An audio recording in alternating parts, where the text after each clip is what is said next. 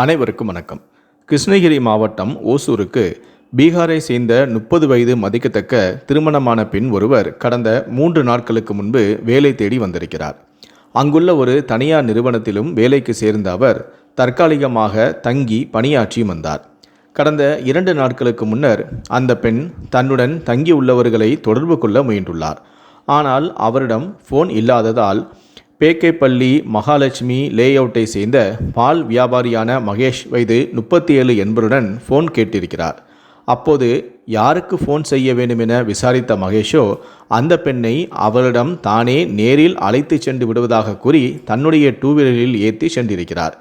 மகேஷை நம்பி உடன் சென்ற அந்த பெண்ணை அவர் செல்ல வேண்டிய இடத்திற்கு அழைத்து செல்லாமல் ஜூஜுவாடி உப்கார ராயல் கார்டன் லேஅவுட் பகுதியில் உள்ள ஆள் நடமாட்டம் இல்லாத பகுதிக்கு மகேஷ் அந்த பெண்ணை அழைத்து சென்றிருக்கிறார்.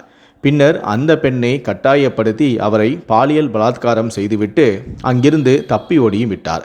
இதனால் பாதிக்கப்பட்ட அந்த பெண் ஓசூர் அனைத்து மகளிர் போலீசில் இது குறித்து புகாரும் அளித்திருக்கிறார். இதன் பேரில் வழக்கு பதிவு செய்த போலீசார் விசாரணையை நடத்தினர். இந்த நிலையில்தான் தலைமறைவாக இருந்த மகேஷை போலீசார் கைது செய்து விசாரணை நடத்தி வருகின்றனர். இந்த சம்பவமானது ஓசூரில் பெரும் பரபரப்பையும் அதிர்ச்சியையும் ஏற்படுத்தியுள்ளது.